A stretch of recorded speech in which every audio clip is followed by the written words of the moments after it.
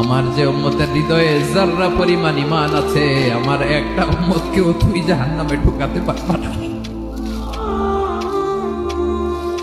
বিশ্বনবী পাগলের মতো একবার হাউজে কাউসারে যাবেন, একবার সিরাতে যাবেন, একবার পুলসিরাতের দিকে, একবার হাউজে কাউসারের দিকে পাগলের মতো দৌড়াতে থাকবেন। তার কোনো গুনাহগার উম্মত যাতে জাহান্নামে ঢুকে না যায়, সেদিন কেউ সুপারিশ করতে পারবে না বিশ্বনবী ছাড়া।